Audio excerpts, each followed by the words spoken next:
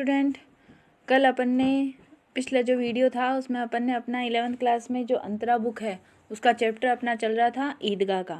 अपन ने कल तक की कहानी में पढ़ा कि हामिद जो बूढ़ी अमीना का छोटा सा, जिसको अपन कहते पोता है, उसके मम्मी पापा दोनों ही गुजर चुके हैं और वो अपनी बूढ़ी दादी का इकलौता सहारा है। वो ईदगाह के मौके पर ईद आती है तो वो ईदगाह जाना चाहता है। इसके लिए उसके पास पैसे नहीं है बूढ़ी दादी को उसके देने के लिए मेले में, लेकिन फिर भी वो उसको कहीं से भी जुटाकर 3 पैसे देती है और वो उनको लेकर मेले में जाता है। मेले में सारे उसके दोस्त खूब रुपए लेके आते हैं, कोई क्या खाता है, कोई कुछ खिलौने खरीदता है, सब अलग अलग खिलौने खरीदते हैं, खूब पैसे खर्च करते हैं खाने पे, खिलौनों में, चीज़ों को देखने में। लेकिन वो सबके पास खड़ा रहता है, लेकिन फिर भी उसका किसी चीज़ पर मन नहीं करता। वो जब वो खिलौने लेते हैं वो उसको चिढ़ाते हैं कि हमारे कितने सुंदर खिलौने हैं, तो भी वो उनको ये कहता है कि क्या किस काम के मिट्टी के खिलौने, अभी नीचे गिरेंगे और टूट कर चूर हो जाएंगे। वो मिठाई खाते हैं तब भी वो उसको चिढ़ाते हैं कि आजा मिठाई खा ले, उसको पास बुलाते हैं और फिर जब वो पास आता है तो वो मुंह में ले जाते हैं। इस तरीके से वो उसको चिढ़ाते हैं, लेकिन फिर भी वो उनका बुरा नहीं मानता। वो कहता है कि मिठाई खाने से तो पेट खराब होता है, क्या फ़ायदा, अभी हम खाएंगे और हमारा पेट खराब हो जाएगा। इस तरह आगे चलता है। खूब जब मेले से बाहर निकलने वाले होते हैं तो लास्ट में एक लोहे की दुकानें आती है, वहाँ पर उसको एक चिमटा दिखाई देता है। वो उस चिमटे को खरीद लेता है। चिमटे वाला उसको 6 पैसे में कहता है, लेकिन उसके पास तो 3 ही पैसे होते हैं। वो 3 पैसे उसे देने के लिए कहता है और वो उसको लास्ट में दे देता है। वो उसे अपनी बूढ़ी दादी के लिए लेकर आता है, क्योंकि जब उसकी बूढ़ी दादी रोटी बनाती है तो उसके हाथ जल जाते हैं रोज़।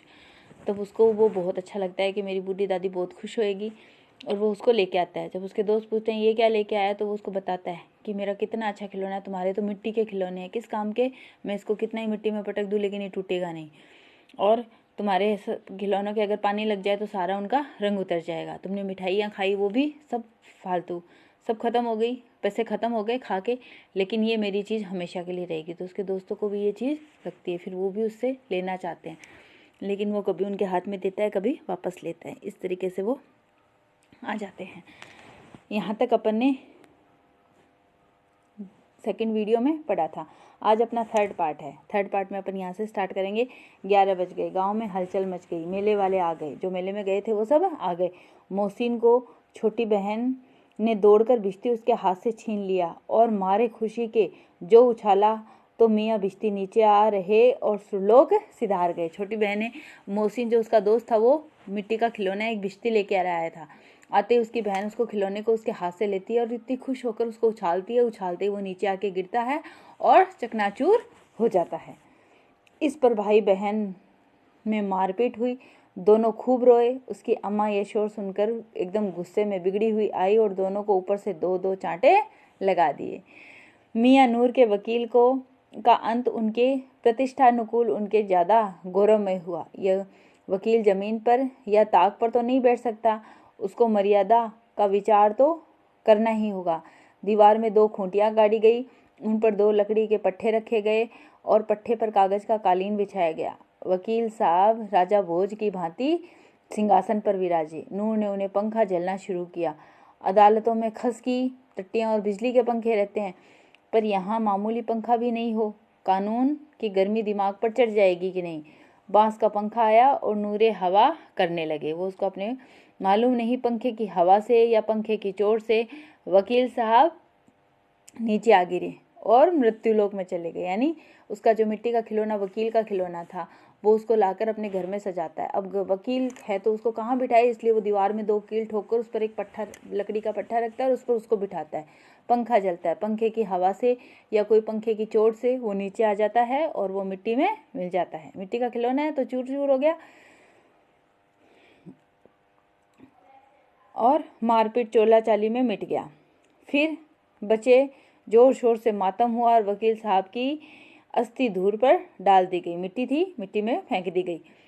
अब रहा महमूद का सिपाही। उसे चटपट गांव का पहरा देने का चार्ज मिला, लेकिन पुलिस का सिपाही कोई साधारण व्यक्ति तो है नहीं जो अपने पैरों पर पालकी पर चलेगा। एक टोकरी आई, उसमें कुछ लाल रंग के फटे हुए पुराने चिथड़े बिछाए गए, उसमें सिपाही साहब आराम से लेटे। नूर ने यह टोकरी उठाई और अपने द्वार पर चक्कर लगाने लगे।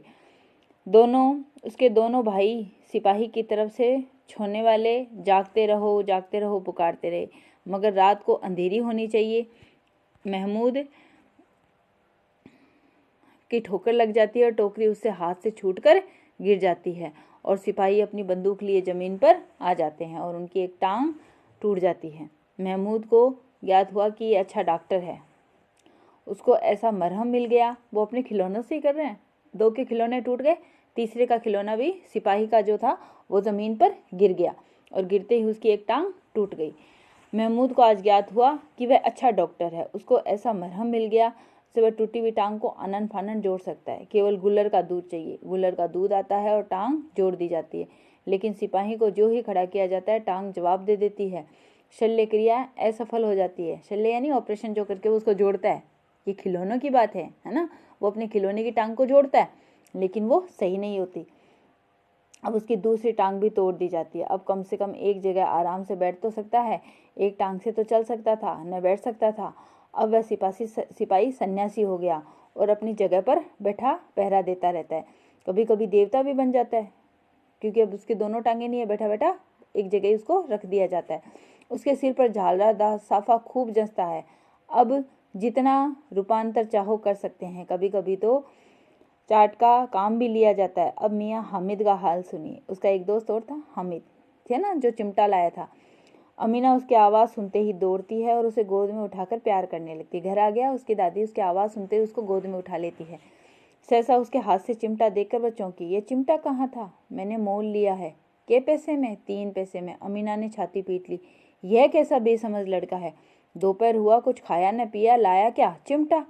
सारे मेले में तुझे कोई चीज़ नहीं मिली जो ये लोहे का चिमटा उठा लाया। वो उसे देखकर पहले तो क्रोध में आती है कि ये कुछ खा पी के नहीं आया।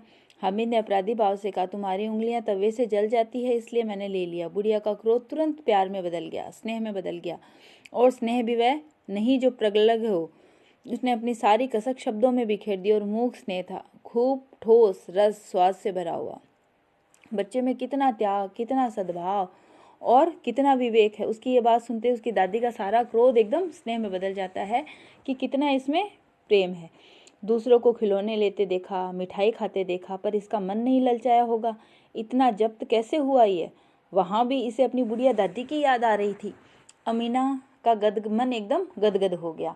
और अब एक बड़ी विचित्र बात हुई। हामिद ने इस चिमटे से भी विचित्र बच्चे हामिद ने बूढ़े हामिद का पार्ट खेला। बुढ़िया अमीना बालिका अमीना बन जाती है। वह रोने लगी, दामन फैलाकर हामिद को दुआएं देने लगी और आंसुओं की बड़ी बड़ी बूंदें गिराती जा रही थी। हामिद इसका रहस्य क्या समझता? उसको अपने इस छोटे से बालक पर इतना स्नेह आ रहा था कि वो ये समझ ही नहीं पाई कि कितनी इसने इतना छोटा होकर भी इसने कितना बड़ा काम किया, कितने बड़े लोगों जैसे समझ के। और मैं इतनी बड़ी होकर भी आंखों में आंसू, वो इस तरीके से आंसू भर जाते हैं उसके, जैसे कोई बच्चा रो रहा हो। तो ये हमारा चैप्टर यहाँ ईदगाह ख़त्म हो जाता है। अच्छी कहानी थी, आप लोगों को समझ में भी आई होगी। अपन इसके क्वेश्चन आंसर पढ़ लेते हैं। ईदगाह कहानी के उन प्रसंगों का उल्लेख कीजिए जिनसे ईद के अवसर पर ग्रामीण परिवेशों का उल्लास प्रकट होता है। तो इसमें आपको बता देना है, सब नए नए कपड़े पहनने, जूते पहनने, इधर उधर भागते हैं, सब एक साथ एक टोपी लगाते हैं। वहाँ ईदगाह में सब एक साथ एक ही रूप में नमाज अदा करते हैं। उसके अंदर प्रकाश है, बाहर आशा है। विपत्ति आया, सारा दल बदल लेकर आया। हामिद की आनंद भरी चितवन उसका विध्वंस कर देगी। इस कथन से लेखक का क्या आशय है? जब चारों तरफ सब खूब मिठाई खाते हैं, खूब खिलौने खरीदते हैं, सब अपने अपने पैसे गिनाते हैं, मैं इतने पैसे लेकर आया हूँ, इतने पैसे लेकर आया हूँ, लेकिन हामिद का मन किसी भी तरफ आकृष्ट नहीं होता। वो इतने स्नेह में सब नए नए वस्त्र पहन के जा रहे हैं, उसको किसी से कोई मतलब नहीं है। उसके अंदर खुशी है कि उसको आज ईद का अवसर है और उसे ईदगाह जाना है। तो यही उसे अपने अंदर की कोई गरीबी दिखाई नहीं देती कि मेरे पास जूते नहीं है, मेरे पास चप्पल नहीं है, मेरे वस्त्र पुराने हैं। वो सारा उसका जो खुशी है वो इन सारी कमियों को दूर कर देती है। उन्हें क्या खबर कि चौधरी आज आंखें बदल ले और सारी ईद मुहर्रम हो जाए। इस कथन का आशय कि जब चौधरी के पास वो उधार लेने जाए और उस समय अगर चौधरी मना कर दे तो आज इनका ईद की जो खुशी है वो सारी समाप्त हो जाएगी। इसलिए कवि ने यहाँ कहा है कि बच्चों को इस चीज़ से मतलब नहीं है, बच्चे इस चीज़ को जानते ही नहीं है। बच्चे अपनी खुशी में, अपनी मस्ती में घूम रहे हैं, डूब रहे हैं। उन्हें नहीं पता कि आज उनकी दादी उसके लिए किस चिंता में है कि आज इसके लिए ईदगाह और उसे सवैयाँ बनानी है। और चौधरी इस समय अगर दूध और चीनी देने से उधार कर दे, मना कर दे चावल और चीनी देने से, तो उनकी सारी ईद मुहर्रम हो जाएगी। मानव भ्रातृत्व का एक सूत्र इस समस्त आत्माओं को एक लड़ी में पिरोए हुए है। इस कथन के संदर्भ में स्पष्ट कीजिए कि धर्म तोड़ता नहीं है, जोड़ता है। धर्म, यहाँ कवि ने इस चीज से हमें एक बहुत सुंदर बात कही है।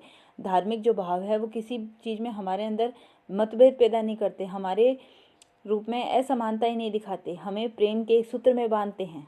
जो भ्रातृत्व का प्रेम है उसमें किसी प्रकार के धर्म से हमारे अंदर कोई मन में मुटाव नहीं आता, वो हमें एक सूत्र में पिरोते हैं। सभी हम इस धर्म के आगे हम नतमत है, क्योंकि ईश्वर एक है और उस ईश्वर में सबकी आस्था होती है।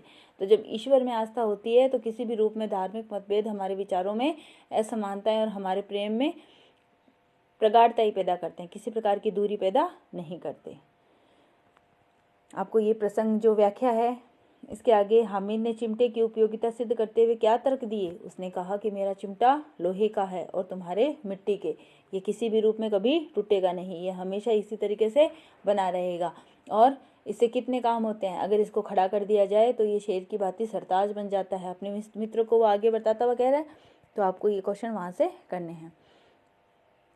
गांव से शहर जाने वाले रास्ते में मध्य पड़ने वाले स्थलों पर ऐसा वर्णन कि मानो आंखों सामने चित्र उपस्थित हो रहा हो। अपने घर और विद्यालय में पढ़ने वाले स्थानों का अपने शब्दों में वर्णन कीजिए। ये क्वेश्चन आपके लिए इतना इम्पोर्टेंट नहीं है। बच्चे, हामिद ने बूढ़े हामिद का पाठ खेला, ये प्रश्न आपको करना है। बूढ़ी आमीना बालिका बन गई।